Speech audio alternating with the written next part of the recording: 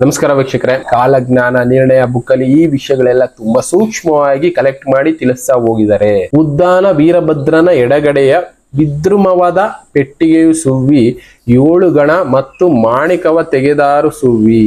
ಹೇಮಕೂಟದ ರಘುರಾಮರ ಪದಕವ ಧೂಮಕೇತು ಬಂದು ತೆಗಿಸ್ಯಾನು ಸುವ್ವಿ, ವಸ್ತುವ ಸ್ವಾಮಿ ಬಸಪ್ಪನ ಕೃಪೆಯಿಂದ ಸುವ್ವಿ. ಈ ವಚನದಲ್ಲಿ ಅವ್ರು ತಿಳಿಸ್ತಾ ಇರೋದು ಧೂಮಕೇತು ಒಂದು ಕಾಣಿಸ್ಕೊಳ್ಳುತ್ತೆ, ರಘುರಾಮರ ಪದಕನ ಹುಡುಕುತ್ತಾರೆ ತೆಗಿತಾರೆ ಅನ್ನೋದನ್ನ ತಿಳಿಸ್ತಾ ಇದ್ದಾರೆ. ಇನ್ನ ಹೊಸ ಊರು ಬಯಲಲ್ಲಿ ಮುಸುಕೀತು ಜಳವು, ವಸಂತ ಒಡೆಯರ ಶ್ರೋಣಿತವು ಸುವ್ವಿ, ಭಾಗ್ಯದ ಮಿಸುನಿಯ ಕಣಜವು ಮಿನುಗೀತು ಸುವ್ವಿ. ಕಣಜ ಅನ್ನೋದು ಸಿಗುತ್ತೆ ಅನ್ನೋ ಒಂದು ಗೂಢ ಅರ್ಥದಲ್ಲಿ ಇವರು ತಿಳಿಸಿದ್ದಾರೆ. ರುದ್ರಪಾದದಲ್ಲಿ ಭದ್ರಮಂಟಪದಲ್ಲಿ ಸಿದ್ಧರಸದ ಕೊಳವುಂಟು ಸುವ್ವಿ, ಸಾಧಿಸಿ ಮುದ್ದು ಬಸವಣ್ಣ ತೆಗಿಸ್ಯಾನು ಸುವ್ವಿ.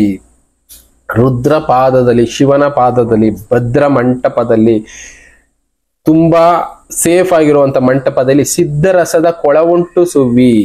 ಅಮೃತದಂತ ನೀರಿನ ಕೊಳವೊಂದು ಉಂಟು, ಅದನ್ನ ಮುದ್ದು ಬಸವಣ್ಣ ಬಂದು ತೆಗಿಸ್ತಾರೆ ಅಂತ ತಿಳಿಸಿದ್ದಾರೆ. ಮೊನ್ನೆ ನಾನು ಅರಳಯ್ಯನ ಚಿಲುಮೆ ಬಗ್ಗೆನೂ ನಿಮ್ಗೊಂದು ವಿಡಿಯೋ ಮಾಡಿ ತಿಳಿಸಿದ್ದೆ. ಅರಳಯ್ಯನ ಚಿಲುಮೆ ನೀರು ಕೂಡ ಒಂದು ದಿನಕ್ಕೆ ಬತ್ತುತ್ತೆ ಅಂತಾನೆ ಹೇಳಿದ್ದಾರೆ. ಆ ಬತ್ತಿದ ದಿನ ಬಸವಣ್ಣ ಬಂದು ಅಲ್ಲಿನ ನೀರನ್ನ ಮತ್ತೆ ಉಕ್ಕೋ ಹಾಗೆ ಮಾಡ್ತಾರೆ.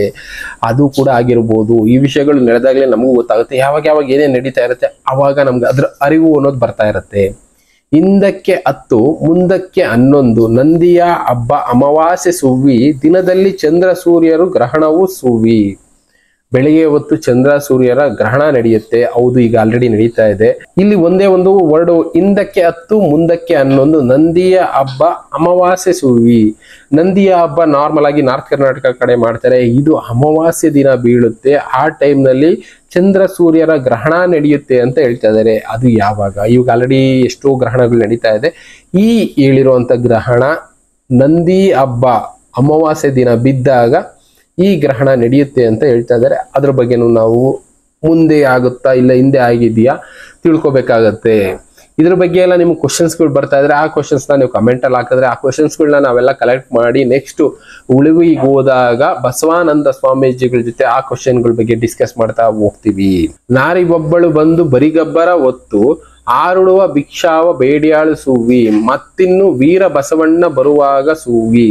ನಾರಿಯೊಬ್ಬಳು ಬಾರಿ ಗಬ್ಬರನ ಹೊತ್ತು ಭಿಕ್ಷೆನ ಬೇಡ್ತಾಳೆ ಅಂತ ಹೇಳಿದ್ದಾರೆ. ಬಾರಿ ಗಬ್ಬರ ಅಂದ್ರೆ ನಾರ್ತ್ ಕರ್ನಾಟಕ ವರ್ಡಲ್ಲಿ ನನಗೆ ಗೊತ್ತಿಲ್ಲ ಏನ್ ಹೇಳ್ತಾರೆ ಅಂತ. ಅವರು ಈ ವಚನದಲ್ಲಿ ಈ ಮಾತನ್ನ ತಿಳಿಸ್ತಾರೆ.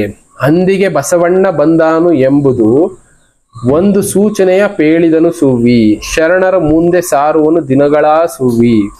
ಇದೆಲ್ಲ ನಡೆಯುವಾಗ ಬಸವಣ್ಣ ಬರ್ತಾರೆ, ಶರಣರು ಬರ್ತಾರೆ ಅಂತ ಇವರು ತಿಳಿಸ್ತಾರೆ. ಮಾತಂಗ ಪರ್ವತದ ಮೂಡಲ ದ್ವಾರಕ್ಕೆ ಸೂತ್ರವಿಡಿದು ಎಷ್ಟು ಭಂಡಾರವ ಸುವ್ವಿ, ಜಾತಿ ಮುತ್ತುಗಳು ತೆಗಿಸ್ಯಾರು ಸುವ್ವಿ.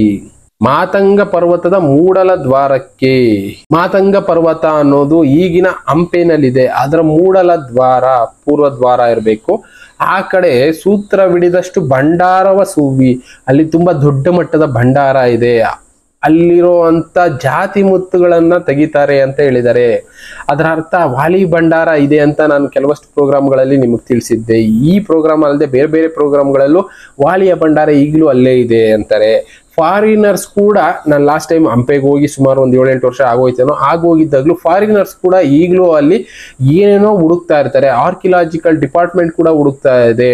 ಹಂಪೆ ಸುತ್ತಮುತ್ತ 48 ಕಿಲೋಮೀಟರ್ ಪ್ರದೇಶದಲ್ಲಿ ದೊಡ್ಡ ಮಟ್ಟದ ಭಂಡಾರ ಇದೆ ಅನ್ನೋದು ಎಲ್ಲರಿಗೂ ಗೊತ್ತಿರೋ ವಿಷಯ. ಕಾರಣ, ಹಂಪೆ ಆಗಿನ ಕಾಲದಲ್ಲಿ ಮುತ್ತು ರತ್ನಗಳನ್ನ ರಾಶಿ ರಾಶಿ ಹಾಕೊಂಡು ವ್ಯವಹಾರ ಮಾಡ್ತಾ ಇದ್ದಂತ ಜಾಗ ಆಗಿರೋದ್ರಿಂದ ಆ ಟೈಮ್ನಲ್ಲಿ ಕೃಷ್ಣದೇವರಾಯನ ಕಾಲದ ಸಮಯದಲ್ಲಿ ದಾಳಿ ಅನ್ನೋದು ಆಗುತ್ತೆ. ಆ ದಾಳಿಗಳಿಂದ ಅವುಗಳನ್ನ ರಕ್ಷಿಸೋದಕ್ಕೆ ಸುಮಾರು 500 ಆನೆಗಳ ಮೇಲೆ ಆ ಮುತ್ತುರತ್ನ ರಾಶಿಗಳನ್ನ ಹೊತ್ಕೊಂಡೋಗಿ ಯಾವುದೋ ಒಂದು ಗುಹೆನಲ್ಲಿ ಎತ್ತಿಡ್ತಾರೆ. ಅದು ಮುಂದೆ ಯಾವತ್ತೋ ಒಂದು ದಿನ ಜನಕ್ಕೆ ಯೂಸ್ ಆಗುತ್ತೆ ಅಂತಾನೆ ಅಲ್ಲಿ ಎತ್ತಿಟ್ರು ಅನ್ನೋದು ಈಗಲೂ ಅಲ್ಲಿ ಗೈಡ್ಗಳು ಹೇಳ್ತಾ ಇರುವಂತ ವಿಷಯಗಳು. ಇದನ್ನೇ ಇವರು ವಚನಗಳಲ್ಲಿ ತಿಳಿಸಿದ್ರು. ಅದನ್ನ ಯಾರೋ ಒಬ್ರು ತೆಗಿತಾರೆ, ಅವರು ಬಸವಣ್ಣವರಾಗಿರ್ತಾರೆ ಇಲ್ಲ ಶರಣರಾಗಿರ್ತಾರೆ ಅಂತ ಇವ್ರು ತಿಳಿಸ್ತಾ ಇದ್ದಾರೆ. ಅದು ಕೂಡ ಮಾತಂಗ ಪರ್ವತದ ಮೂಡಲ ದ್ವಾರಕ್ಕೆ ಅಂತ ತಿಳಿಸ್ತಾ ಇದ್ದಾರೆ. ಆ ಜಾಗದಲ್ಲಿ ಮಾತಂಗ ಪರ್ವತ ಎಲ್ಲಿದೆ ಅನ್ನೋದ್ರ ಬಗ್ಗೆ ನಾವು ಅಧ್ಯಯನ ಮಾಡಬೇಕಾಗತ್ತೆ. ಅದನ್ನು ಕೂಡ ನೋಡ್ತಾ ಹೋಗೋಣ. ಯಾರಾದ್ರೂ ಒಬ್ರು ವ್ಯಕ್ತಿ ಇದ್ದೇ ಇರ್ತಾರೆ ನಮ್ಮ ಸುತ್ತಮುತ್ತ, ನಮಗ್ ಗೊತ್ತಿರಲ್ಲ, ಅಂತದನ್ನ ಅಧ್ಯಯನ ಮಾಡಿ ತೆಗೆಯುವಂತ ಪ್ರಯತ್ನ ಕೂಡ ಮಾಡಬಹುದು. ಇನ್ನ ನೆಕ್ಸ್ಟ್ ವಚನಗಳಲ್ಲಿ ತಾಯಿ ನೀಲಮ್ಮ ಅವರು ಹೇಳಿರೋದೇನಂದ್ರೆ, 9 ಗಿರಿಯಲ್ಲಿ 20 ದ್ರವ್ಯಗಳು ಇಂಬುಗೊಂಡಿರುವುದ ಪರಶಿವ ಬಲ್ಲ ಸುವಿ, ಬಸವಣ್ಣ ಕುಂಬಿನಿಗೆಲ್ಲ ತೋರ್ಸ್ಯಾನು ಸುವಿ. 9 ಗಿರಿಯಲ್ಲಿ 20 ದ್ರವ್ಯಗಳು ಅಂದ್ರೆ ಆಗಿನ ಕಾಲದಲ್ಲಿ ಚಿನ್ನ ಭಂಡಾರ ಅದು ಇದನ್ನೆಲ್ಲ ದ್ರವ್ಯ ಅಂತ ಕರಿತಾ ಇದ್ರು. ಅಂತದನ್ನ 9 ಗಿರಿಯಲ್ಲಿ ಇಟ್ಟಿದ್ದಾರೆ. ಅದನ್ನ ಪರಶಿವ ಮಾತ್ರ ಬಲ್ಲ, ಅದನ್ನ ಬಸವಣ್ಣ ತೆಗಿತಾರೆ ಅಂತ ತಿಳಿಸ್ತಾ ಇದ್ದಾರೆ. ಪರಿ ಬಗೆಯಿಂದ ಪರಿಣಾಮ ಕೆಟ್ಟೀತು, ಗರ್ವರಯ ಎಲ್ಲ ಮತಗೆಟ್ಟು ಸುವ್ವಿ, ಉಂಡಾರು ಸುರೆಪಾನವ ತೆಗಿದಾರು ಸುವ್ವಿ. ಮಹಾಕಾಳಿ ಗುಡಿ ಮುಂದೆ ಆಕಾಳ ಕೊಯ್ದಾರು, ಲೋಕವನಾಳುವ ರಣದೇವ ಸುವ್ವಿ. ರಾಯನು ಕಾಕು ಮಾಡಿ ಲೋಕವ ಸುಲಿದಾನು ಸುವ್ವಿ. ದೇವಿಯ ಗುಡಿ ಮುಂದೆ ಆಕಳು ಹಸುಗಳನ್ನ ಕುಯ್ತಾರೆ ಅಂತ ತಿಳಿಸಿದ್ದಾರೆ, ಬಲಿ ಕೊಡ್ತಾರೆ.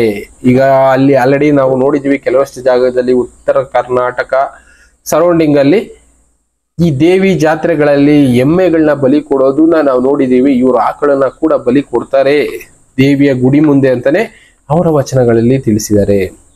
ಕದನಾವು ಮುಂದೆ ಸಿದ್ಧಾರು ಕೆಟ್ಟಾರು, ಸಿದ್ಧರಸಗಳ ಕಳಕೊಂಡು ಸುವ್ವಿ, ಅಲ್ಲಿಂದ ಅದೃಶ್ಯವೆಲ್ಲ ಬಯಲೆಂದು ಸುವ್ವಿ. ಪಂಚಗ್ರಹದಲ್ಲಿ ಪ್ರಪಂಚವಾದೀತು, ಅಂಚುಕಂತಿಯ ಹಿರಿಯಾರು ಸುವ್ವಿ, ಅವರು ಚಂಚಲೆಯರ ಹಿಂದೆ ತಿರುಗ್ಯಾರು ಸುವ್ವಿ. ಈ ವರ್ಡ್ಗಳು ನೋಡಿ, ಹಿರಿಯರು ವಯಸ್ಸಾದವರು, ತುಂಬಾ ನಾಲೆಡ್ಜ್ ಇರೋರು ಚಂಚಲೆಯರ ಹಿಂದೆ ಹೋಗ್ತಾರೆ ಅಂತ ತಿಳಿಸ್ತಾರೆ. ಸಾರಂಗ ಮಠಗಳ ನಾರೇರು ಕೆಡಿಸ್ಯಾರು, ದೊಡ್ಡ ಮಠಗಳನ್ನ ನಾರಿಯರು ಕೆಡಿಸ್ತಾರೆ, ನಾರಿಯರಿಂದ ಮಠಗಳು ಹಾಳಾಗ್ತವೆ. ವಿರಕ್ತ ಹಿರಿಯರು ಇರಿದಾಡಿ ಸುವ್ವಿ, ಸತ್ತಾರು ವೀರಶೈವವು ಬಯಲಾಗಿ ಸುವ್ವಿ. ವೀರಶೈವವು ಬಯಲಾಗಿ ಸುವ್ವಿ. ದೊಡ್ಡ ಹಿರಿಯರು ಮಠಾಧೀಶರು ವಿರಕ್ತಿಯಿಂದ ಚುಚ್ಚಿಕೊಂಡು ಸಾಯ್ತಾರೆ, ಇರಿದಾಡಿ ಸಾಯ್ತಾರೆ ಅಂತ ತಿಳಿಸಿದ್ದಾರೆ. ಈ ಪ್ರಸಂಗಗಳು ಯಾವಾಗ ನಡೆಯಿತು ಗೊತ್ತಿಲ್ಲ. ಅಲ್ಲಿ ಒಂದು ಮಾತನ್ನು ಹೇಳ್ತಾರೆ, ನಾರ್ಯಾರು ಕೆಡಿಸಾರು, ಹೆಂಗಸರಿಂದ ಮಹಿಳೆಯರಿಗೋಸ್ಕರ ಅಲ್ಲಿ ದೊಡ್ಡ ಮಟ್ಟದ ಒಡೆದಾಟಗಳಾಗುತ್ತೆ. ಮಠಗಳಲ್ಲಿ ಒಡೆದಾಡ್ಕೊಂಡು ಸಾಯ್ತಾರೆ ಮಠದಲ್ಲಿರುವಂತವ್ರು ಅನ್ನೋದನ್ನ ತಿಳಿಸ್ತಾ ಇದ್ದಾರೆ. ಸ್ವರ್ಗಲೋಕದಿಂದ ದುರ್ಗಿ ಬಂದಿದ್ದಾಳು, ಸ್ವರ್ಗಲೋಕವು ಹತವಾಗಿ ಸುವ್ವಿ, ಓದೀತು ಮಾರ್ಗದಲ್ಲಿ ಭಯಹತ್ತಿ ಸುವ್ವಿ. ಶೋವಿಯ ನಾಳುವವರು ಗಿಡ್ಡ ಭಕ್ತರಾದಾರು, ನಡುಗಂಬವರಿದು ಮನೆ ಸುವ್ವಿ, ಸುಟ್ಟಾರು ಬಿಡದೆ ಹೊರಳಾರು ಲೋಕವನ್ನು ಸುವ್ವಿ ಅಂತ ಒಂದು ಮಾತು ತಿಳಿಸ್ತಾರೆ. ಇನ್ನೊಂದು ತಿಳಿಸ್ತಾರೆ, ಬಸವಣ್ಣ ಬರುವಾಗ ಶಶಿಧರನ ಭಕ್ತರು ಕುಶಲದ ನುಡಿಗಳ ನುಡಿದಾರು ಸುವ್ವಿ, ಮನೆ ಬಸವನುತ್ಸವ ಮೆರೆದಾವು ಸುವ್ವಿ. ಬಸವಣ್ಣ ಬರುವಾಗ ಒಳ್ಳೆ ಮಾತುಗಳನ್ನಾಡೋ ಭಕ್ತರು ಜಾಸ್ತಿ ಆಗ್ತಾರೆ, ಶಿವನ ಭಕ್ತಿ ಮಾರ್ಗ ಫಾಲೋ ಮಾಡೋರು ಜಾಸ್ತಿ ಆಗ್ತಾರೆ, ಬಸವನ ಉತ್ಸವಗಳು ನಡೀತಾವೆ.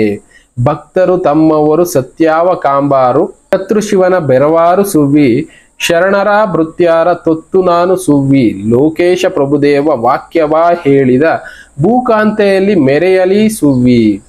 ಸಾರ್ಯಾರು ಏಕಾಗಿ ಚೆನ್ನ ಬಸವಣ್ಣ ಸುವ್ವಿ ಅಂತ ತಿಳಿಸ್ತಾರೆ. ಅಂದ್ರೆ ಇವರು ತಿಳಿಸ್ತಾ ಇರೋದು, ಚೆನ್ನ ಬಸವಣ್ಣ ಬರುವಾಗ ಲೋಕದಲ್ಲೆಲ್ಲ ಶಶಿಧರನ ಭಕ್ತರು, ಶಿವನ ಭಕ್ತರು, ಲೋಕೇಶ ಪ್ರಭುದೇವ ಅಂತ ಕೂಗೋದಕ್ಕೆ ಶುರು ಮಾಡ್ತಾರೆ.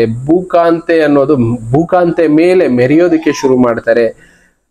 ಬಸವಣ್ಣವರ ಹೆಸರನ್ನ ಕೂಗಿ ಉತ್ಸವಗಳನ್ನ ನಡೆಸೋದಕ್ಕೆ ಶುರು ಮಾಡ್ತಾರೆ ಅಂತ ತಾಯಿ ನೀಲಮ್ನವರು ಬರೆದಿದ್ದಾರೆ. ಇಂಥ ವಿಷಯಗಳು ಇನ್ನ ಎಷ್ಟೋ ನಿಮಗ್ ತಿಳಿಸ್ಬೇಕಾಗಿರುವಂತದ್ದು ಒಂದೊಂದೇ ವಿಷಯಗಳನ್ನ ತಿಳಿಸ್ತಾ ಹೋಗ್ತೀನಿ. ಥ್ಯಾಂಕ್ ಯು, ಮತ್ತೆ ಸಿಗೋಣ, ಗುಡ್ ಬೈ.